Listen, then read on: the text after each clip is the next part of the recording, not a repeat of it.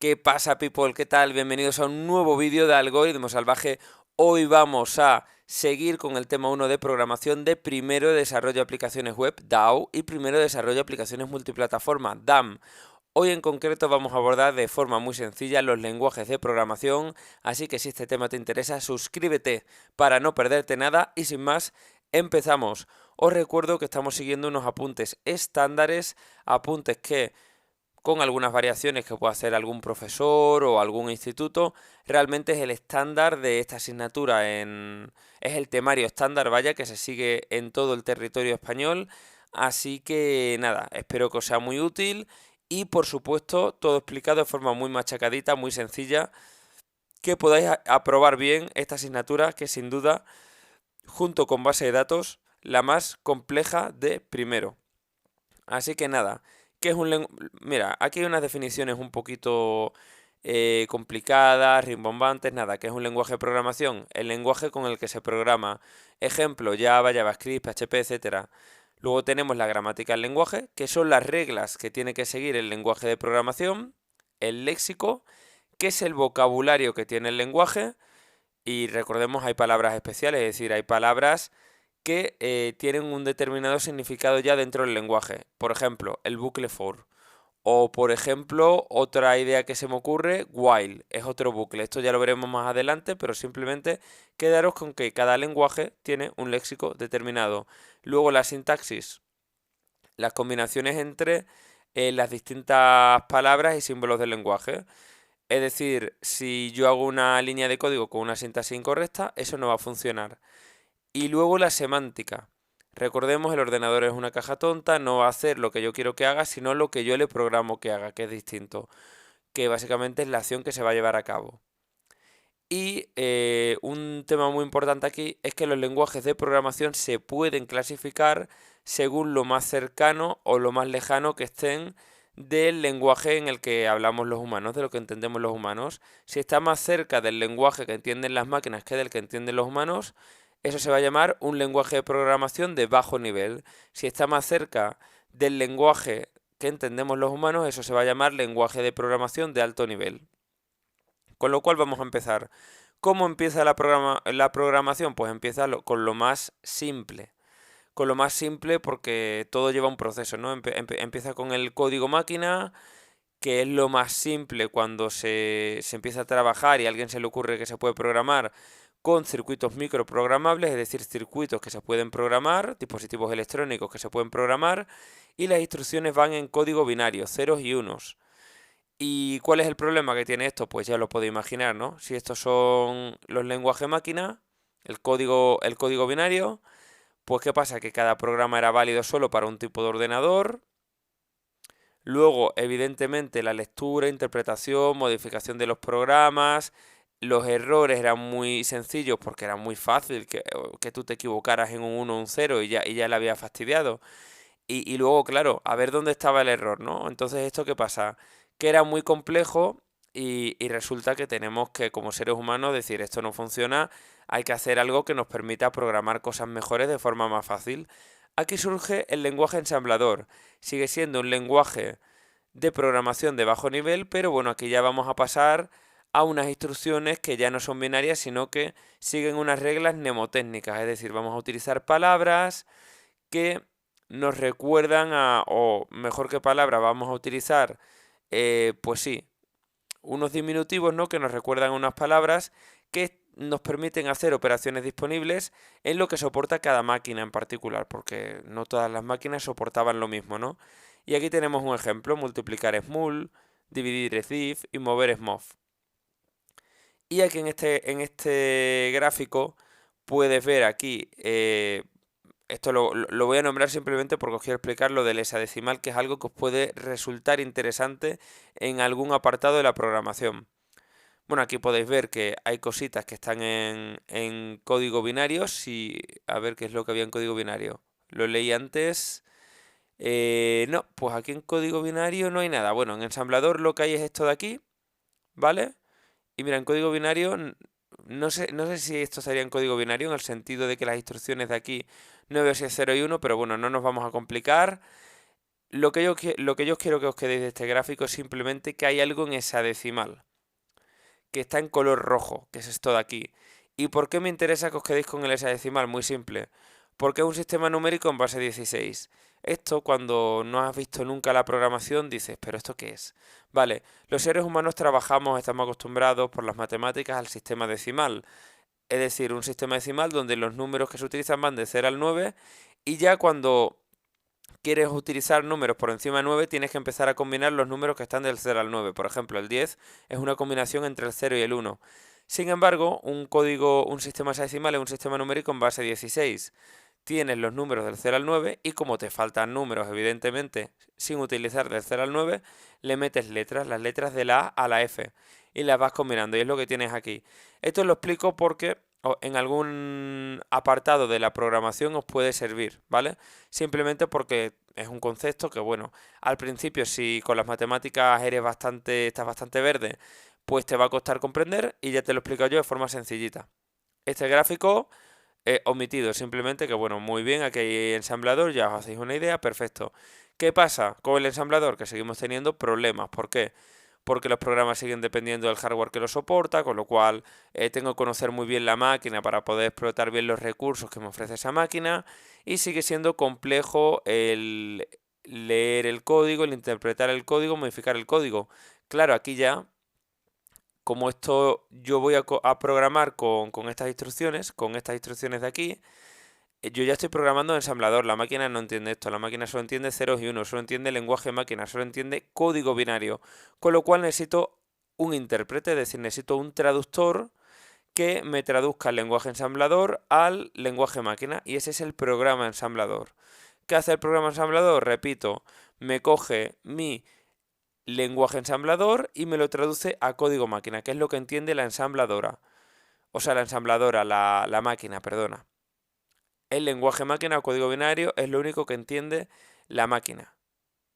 Y bueno, este programa traducido se conoce como programa objeto, sin más. El código que entiende la máquina, ¿vale? Que quede claro, se le conoce como programa objeto.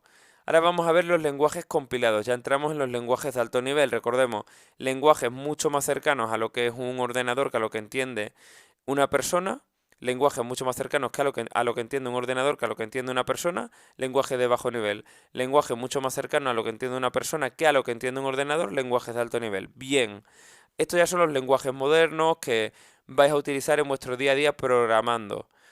Con modernos, bueno, ahora veréis a qué me refiero con modernos, pero nadie programa a día de hoy en binario, salvo cosas muy específicas, entiendo, de hardware o algo así, pero bueno, si vas a ser programador de software no lo vas a utilizar, ensamblador tampoco vas a utilizarlo si eres programador de software, con un 99% de probabilidad, nunca digas nunca, el mundo de la informática es muy amplio, evidentemente no hay personas que conozcan todo el mundo de la informática, pero en líneas generales nunca vais a programar, si os vais a dedicar a programación de software, a desarrollo de software, ni el lenguaje binario ni el lenguaje ensamblador. Ahora bien, el lenguaje compilado y el lenguaje de alto nivel sí.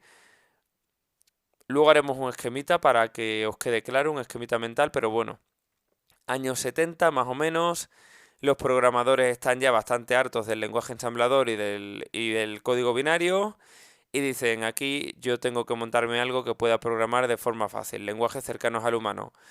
Y aquí el primer ejemplo son los lenguajes compilados y aquí hay algunos ejemplos, ¿no? Pascal, Fortran, Algol, C, C++, etcétera. Que C++ no es más que el lenguaje de programación C ampliado pues para poder utilizar mecanismos que permitan la manipulación de objetos. ¿Qué es un objeto? Lo veremos más adelante, no os preocupéis. Con lo cual, pues nada, ¿cuáles son las ventajas de estos lenguajes? Que son lenguajes que, como se parecen mucho a los lenguajes que utilizamos los humanos, son fáciles de aprender, fáciles de mantener, fáciles de modificar, si hay un error me doy cuenta rápido y, importantísimo, independientes del hardware. Es decir, los programas se pueden ejecutar en distintos tipos de máquina. Y ahora bien, tenemos un pequeño problema, porque un lenguaje compilado, al ser un lenguaje de alto nivel, no lo va a entender la máquina. El ordenador solo entiende ceros y uno, con lo cual necesito un traductor. ¿Quién es ese traductor? El compilador. El compilador me va a traducir el código fuente, es decir, el código que yo escribo en lenguaje muy parecido al lenguaje humano, eso es el código fuente, el código de programación de un programa, a lenguaje máquina. Y este proceso de traducción se llama compilación. Aquí lo vamos a ver, vamos a leer primero esto. Vamos a leer, os lo voy a explicar yo, pero bueno, de forma sencilla, ¿vale? Durante el proceso de compilación de traducción, el compilador va a ver que esté todo bien, que no haya problemas de errores. Como haya un problema de error, no compila, se para y hasta que no soluciones el error te vas olvidando, ¿eh? Y esto lo vais a tener, ya lo vais a sufrir porque un proceso de aprendizaje también, un proceso de aprendizaje también conlleva muchos errores, ¿no? Y en cuanto empecéis a programar en esta asignatura, pues lo vais a sufrir esto y vais a decir aquello tan típico del código no compila, pero no os preocupéis. Poco a poco. Una vez que hayamos resuelto los errores, voy a tener el código objeto. Y este código objeto no puede ser todavía ejecutado hasta que se le añadan los módulos de enlace o bibliotecas. Y ahí ya tengo el programa ejecutable, ¿vale? Que, bueno, sin más. Entonces, no sé si queda algo por aquí. Vale, perfecto, nada. Os lo voy a poner con el esquemita que lo vaya a ver más fácil. Código en mi lenguaje de alto nivel, por ejemplo, código en lenguaje de, me lo invento, C++. Aquí tengo el compilador que empieza a hacer el proceso de compilación, el proceso de traducción. Si hay un error me lo echa para atrás. A ver, oye, el error, ¿dónde está? Tengo que solucionarlo. Que no hay error, que está todo ok. Pasa aquí, ya tengo aquí mi código objeto. ¿Vale? Me optimiza el código, bla, bla, bla. Vale, ya tengo aquí mi código objeto.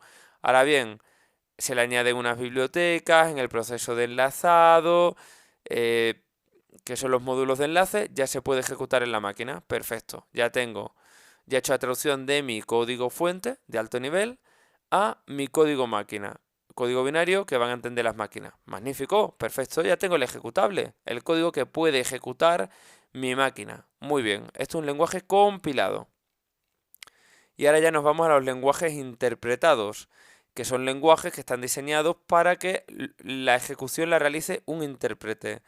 Es decir, aquí no hay un compilador, sino que la traducción y la ejecución se llevan a cabo de forma simultánea. Es decir, si bien aquí yo hago la compilación y ojito, porque como aquí tenga un error, esto no llega a este paso y con lo cual no se ejecuta, aquí va traduciendo y ejecutando de forma simultánea. Aquí no se genera ni programa objeto, ni ejecutable, ni nada. Los lenguajes interpretados, claro, son de menor tamaño que los generados por un compilador, ya que no estoy generando código objeto, no estoy generando el ejecutable, sino que directamente yo puedo ir traduciendo, gracias al intérprete, el lenguaje de alto nivel al lenguaje máquina.